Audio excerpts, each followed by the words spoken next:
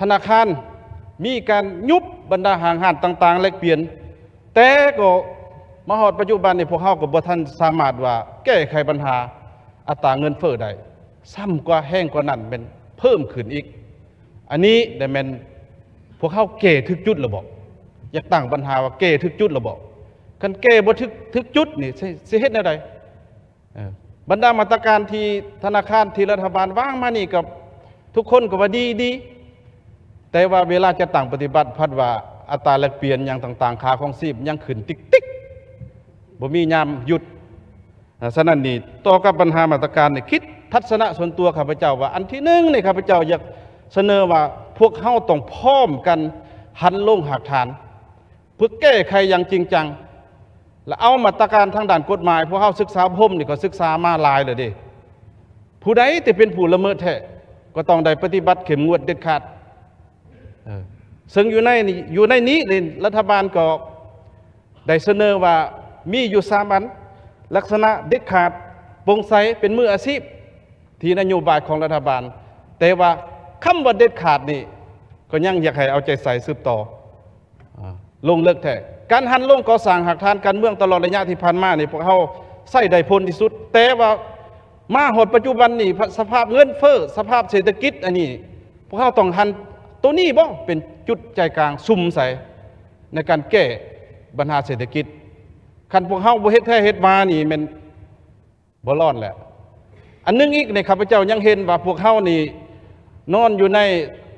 ท่าเอียงพวกเขาต้องเข้าใจว่ายุคโลกาภิวัตน์เทคโนโลยีมีหลายอันที่ปรับเปลี่ยนต่อการดำรงชีวิตต่อการนำพาของพวกเขาสันนิหลายอันนี่พวกเขาจะต้องได้ค้นคว้าเทคนิควิทยาศาสตร์อันใหม่ไปสู่การแก้ไขคันพวกเขายังสิมูลใส่กลไกเก่าเนี่ยบางเทื่อนี่อาจจะบ่ทันโลกละ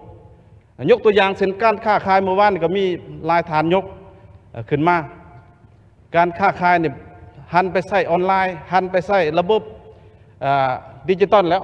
แต่พวกเขายังสิดำเนินกลไกเก่านี่มันแก้บ่ทันฉะนั้นต้องมีอันแก้ต้องมีมาตรการแก้ต้องมีวิทยาศาสตร์อันใหม่แก้คือผู้นำของพวกเขานี่ผ่านมาพวกเขาสร้างกันหันเปลี่ยนใหม่นี่เด้ก็เอามาแก้ทำไมบัดนี้ยกตัวอย่างเช่นซุมปีที่ผ่านมานี่ก็มีการนโยบายเปลี่ยนแปลงใหม่มาหดปัจจุบันนี่มาเห็นสภาพนั้นนี่พวกเขาต้องได้นำใส่คนคว้าคืนที่บทเรียนที่รุ่นผู้นำที่ได้สั่งสอนพวกเขาที่ผ่านมาปัญหาหนึ่งอีกนี่ข้าพเจ้าอยากเสนอนี่เป็นต่อกับการปฏิรูปรัฐวิสาหกิจการปฏิรูปรัฐวิสาหกิจนี่เป้าหมายว่าอยากปฏิรูปรัฐวิสาหกิจนี่ปรากฏว่ารายงานมานี่สมัยของประชุมที่แล้วก็ยังบ่ทันแล้วมาสุดนี้ก็ยังบ่ทันเห็นแต่ว่าคิดว่าจะเห็นเนาะข้าพเจ้ามาเบิ่งร่วมแล้วนี่การแก้ไขเกี่ยวกับการปฏิรูปรัฐวิสาหกิจนี่พวกเขาวิชาการมองเบิ่งง่ายๆนี่บ่ท่าแก้ใครที่ยุ่งยากปานใดก็ได้อันที่หนึ่งนี่ลดพนักงานอันที่สองนี่ลดปริมาณการหัวไหล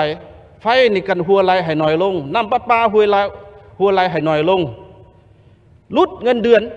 พนักงานก็ลดค่าบริหารนี่มันก็มีกำไรล่ะลดใน4 ด้านนี่ก็ได้แล้วนะนอกจากนั้นยังเพิ่มอีกอันใดที่เป็นนี่ข้าพเจ้าคิดว่าจะแก้ไขปัญหาพอดีห่วยพัฒนาอันอื่นๆรัฐวิสาหกิจน้ำประปาไฟฟ้าต่างๆนี่ล้วนแต่มีปัญหา2-3 ด้านนั้นหมดถ้าพวกเขาแก้ไขปัญหา4 ด้านนี่ข้าพเจ้าคิดว่าจะไปได้ดี